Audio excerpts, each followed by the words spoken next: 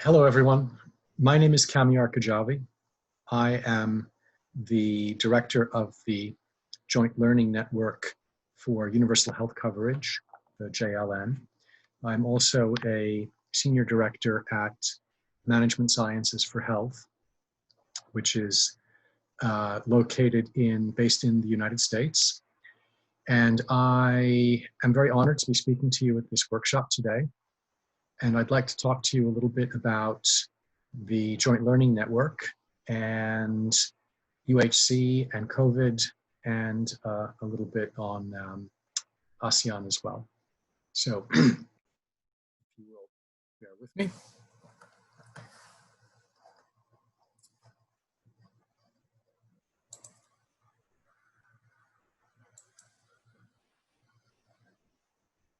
Okay. Here's what I'd like to talk about.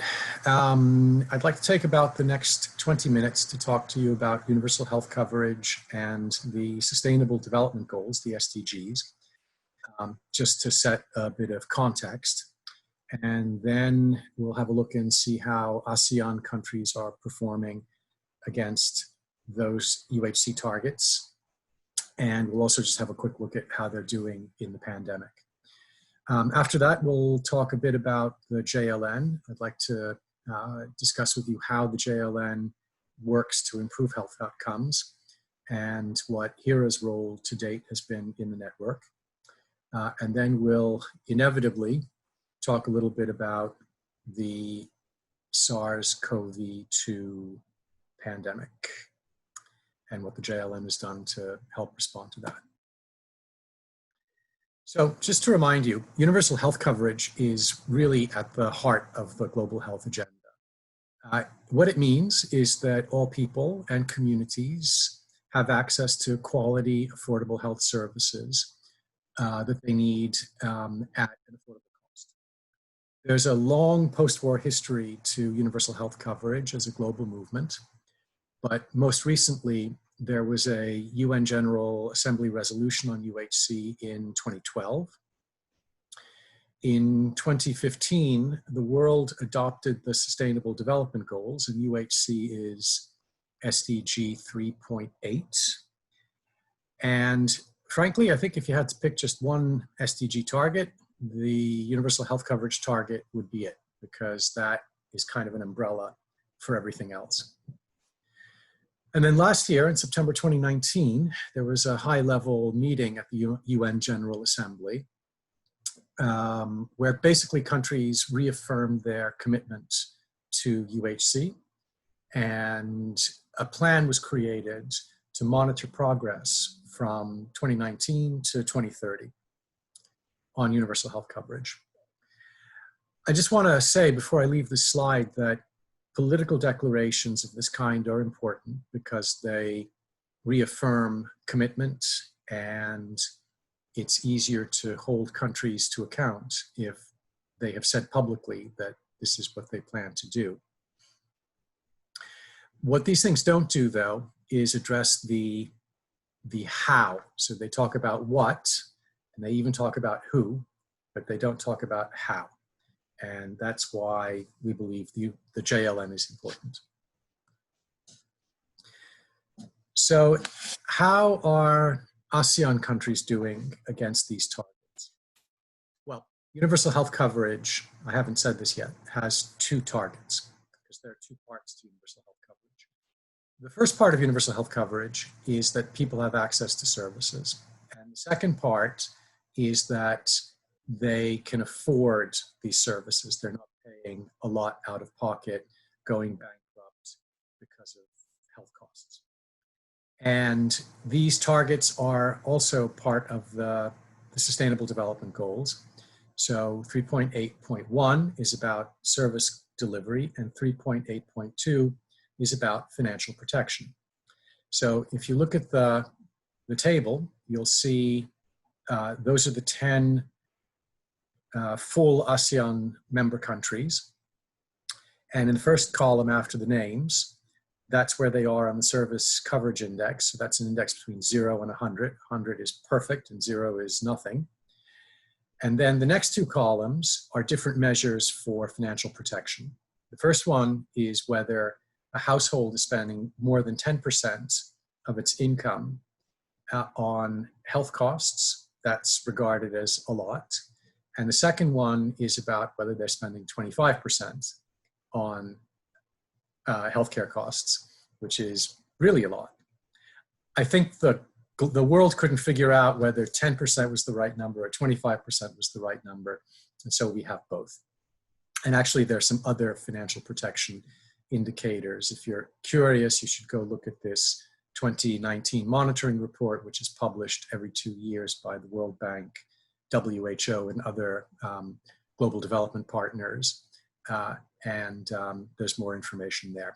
But anyway, so if you look at ASEAN, you see that there is a range of levels of performance against both the service coverage index and the financial protection indicators. That's not a surprise because ASEAN countries are in different levels of wealth and development. The average across the ASEAN countries, I've noted here. So for service delivery, it's 6.8. And let's just stick with the 10% number, it's 7.7. So 7.7% of households are spending 10% or more of their household income on health. It's a lot. I've included some numbers below where you can benchmark, so you can see how that lines up against South Korea, Japan, and China. And then there's a global average, also from the monitoring report. And the good news is ASEAN countries are doing better than the global average on key indicators. The bad news is most countries are not doing well enough to get to the SDG targets by 2030. So everybody needs to be doing a little bit better. Just a word about ASEAN and the pandemic. I think that in Seoul or in South Korea, you are in some ways closer to this than I am, so I don't need to tell you this, but it's worth just pointing out that, again, the pandemic seems to have hit these countries in different ways, with Indonesia and the Philippines having the largest number of cases, and others being a little bit more tampened down and possibly steady over time. So how does the JLN work as a tool to improve health outcomes? Let's talk a little bit about how the JLN works, and then we'll talk a little bit about HERA's important contribution to the network. So the Joint Learning Network for Universal Health Coverage is a vibrant community of 34 countries.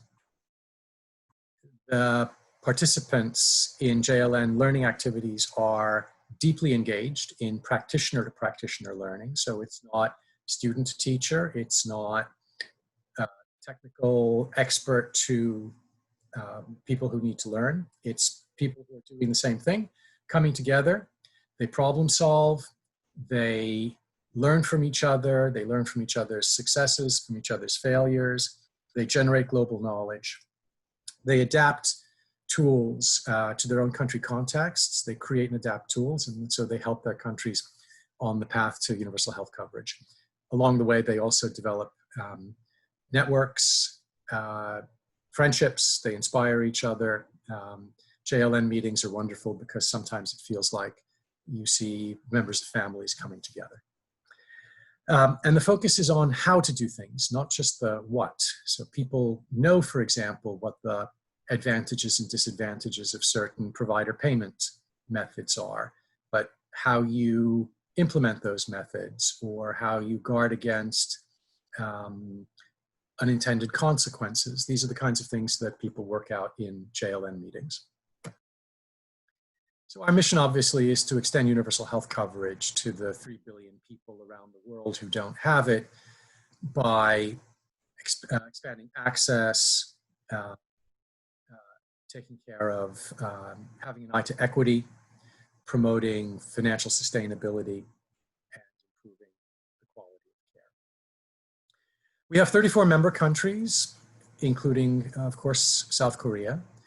Of the 34, 7 of them are ASEAN countries. I've noted these in red. So Cambodia, Indonesia, Laos, Malaysia, Myanmar, Philippines, and Vietnam are in the group, in the network. A quick word on how joint learning works. So we bring practitioners, they're mostly government people, together from different governments, and they sit down together in what would you call it, facilitated learning. So it's they have experts doing the facilitation who are able to help guide the conversation. The practitioners speak with each other. There are different ways of doing this. Some are informal, just going to the website, discussion boards. Some are a little bit more formal one-off meetings, learning exchanges, all the way down to regular meetings every few months, sometimes virtual in the old days, sometimes face-to-face, making progress over the course of a year or 18 months or 2 years, coming at the end to better knowledge and usually some kind of an output, a tool, guidance document, something that's going to help people implement universal health coverage. So just examples of the kinds of outputs that we create. So obviously there are documents, but there are also podcasts, webinars. These things are all free online if you go to jointlearningnetwork.org, and I'll flash up the website at the end of the slides. Iran and South Korea have been central actors in the Joint Learning Network. Just recent engagements. So in 2016, you did a lot of work with countries in medical audit and fraud detection. You've worked in 2017, 2018 on data foundations, work on IT and health insurance, primary care, patient-centered integrated care, finance and payment. And then in addition to all of these working groups, I think there have been a lot of JLN, HERA, driven or sponsored bilateral engagements. So for example, the work you did with Bahrain on their IT for health systems. You've sponsored many workshops and learning events, and you've done webinars for the network, which have been very well received. I just want to say a word about the work in medical audit. It's, to me, some of the most important and interesting work that we've done. Obviously important and interesting because it is important and interesting. It's also, from the point of view of the manager of the network, important because it's one of those clear cases of the JLN working and then something good and important coming out at the end. People will work together on medical audit. They'll create systems in their own countries that they didn't have before, and they will actually detect overuse, underuse, and sometimes, unfortunately, fraud. These are real impacts in terms of the quality of care that's being provided and the cost of care. And so it's a very clear kind of evaluation story, which in the JLN we like very much. So thank you for that. I'd like to change gears a little bit and talk about the COVID-19 pandemic and what the JLN has been doing to respond to it. So for us in the US and in the JLN, things really changed a lot in March. I think in Korea, probably you've been dealing with this since January or February, maybe before, but March was really kind of a turning point for us. There was, suddenly there were a lot of restrictions on travel because of the pandemic. And we asked ourselves how we in the JLN could help support the work that people need to do to get through the pandemic. So in true JLN style, we surveyed our 23 country committees. So in 23 countries, we have JLN bodies that manage the work of the JLN about what they need to get through the pandemic. What are the things they need to learn? Who do they want to talk to? What do they want to talk about? We had 18 responses. Among the ASEAN respondents, by the way, were the Philippines, Laos, Indonesia, Myanmar, Malaysia, and Vietnam. So pretty good response from ASEAN countries. And of course, South Korea was also among the respondents. And based on those survey results, we created something called the JLN Network for Open Dialogue and Exchange, the node. So in English, a node is it's a place where things intersect and cross and come together and meet. So the node is basically a platform for countries to meet and share much needed knowledge and experience on COVID. And if you cast your mind back to 6-7 months ago, we know a lot more now about how this virus behaves and what works and what doesn't. There's still a lot that needs to be learned. But really 6 or 7 months ago, there was a lot of uncertainty and I dare say even a lot of fear. So we did the survey and we found out a couple things. So first of all, almost everybody, 84%, said that pandemic topics are important. And almost the same number, 79%, said, yeah, they need to know how to respond to the pandemic, but they also would like to be able to talk about how you maintain essential services through a pandemic. So all those kids who might not be getting their measles vaccines, all those bed nets that aren't getting delivered, all those antenatal visits that are not happening, either because people are afraid to come to clinics or because the health system has diverted resources to other uses. So how do you keep all of that important regular stuff going, even in the midst of a pandemic?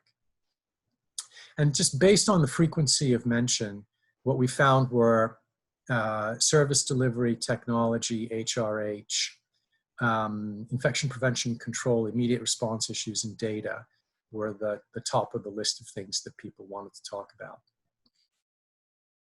Just a word on, we asked people how their work responsibilities were changing. And this is maybe no surprise that everyone said they're busier. So, or almost everyone said they're busier. So almost 75% of respondents said that their workload has increased either a little or a lot. And people's responsibilities have changed as well.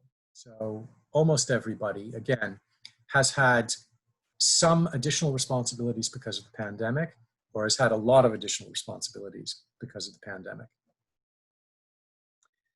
And finally, we asked people how they would like their learning. If you can't go to meetings and meet face-to-face, how do you want to do this? And webinars, virtual meetings, and email communications were the most voted for, the most popular. You'll see also we asked people about literally their connections and their bandwidth. And many people said that they had reliable connections, which is reassuring.